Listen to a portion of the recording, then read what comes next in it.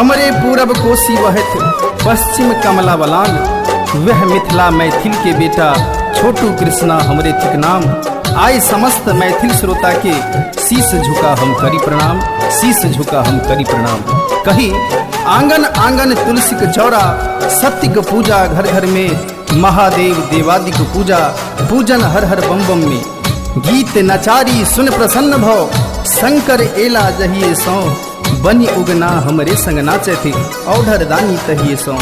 आओ जय गंगा कैसेट लो के आयल छाइत एकटा भोला बाबा के नचारी, जाहि में अपन सुमधुर स्वर सौ सजौने छाइत मिथिलांचलक उभरैत कलाकार भाई नरेश दिवाकर जी।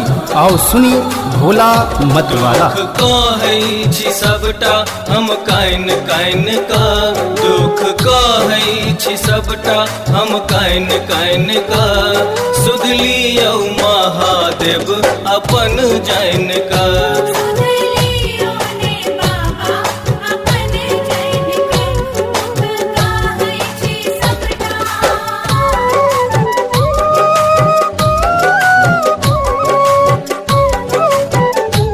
अपने सब सुन रहल छी जय गंगा कैसेटक भक्तिमय प्रस्तुति।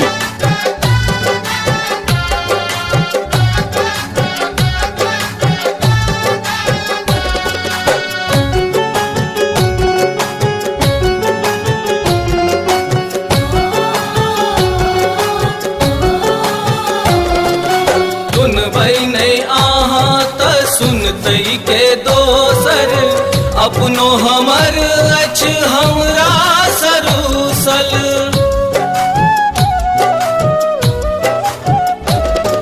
सुनबै नहीं अहाँ त सुनतै के दोसर, अपनो हमर अछि हमरा सरूसल। सब छोड़ने अछि हमरा बाबा दुखिया जैन का, सब छोड़ने अछि बाबा हमरा दुखिया जैन का, सुध लियौ ने बाबा अपन जैन का।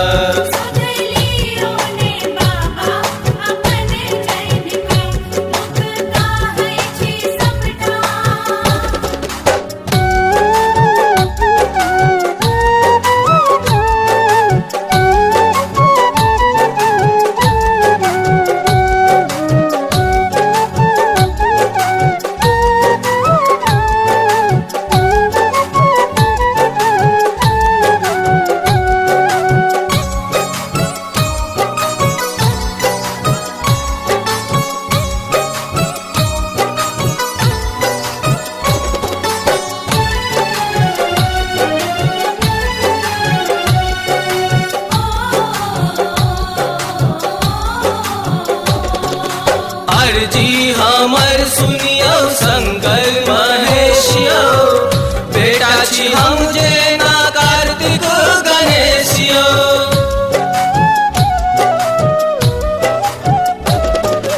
अर्जी हमर सुनियो शंकर महेशियो, बेटा छी हम जेना कार्तिक गणेशियो।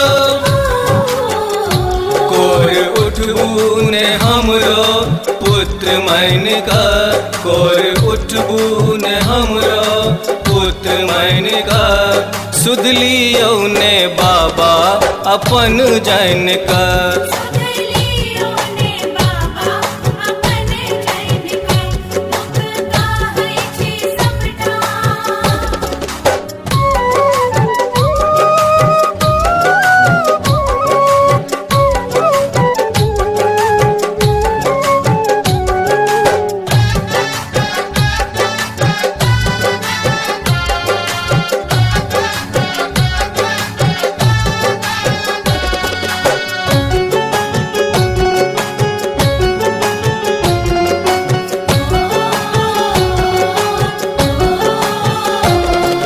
जानै छी हाल सब अहाँ यौ शंकर, जीवनक पथ सँ हटा दिया कंकर।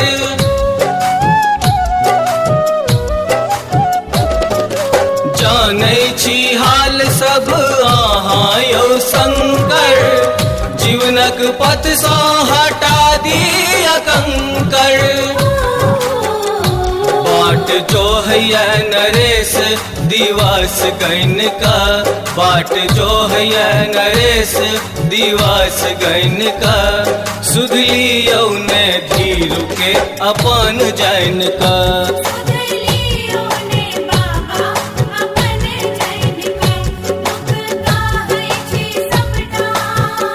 दुख कहै छी सबटा हम काइन काइन का, दुख कहै छी सबटा हम काइन काइन का, सुधली यौ महादेव अपन जैन का।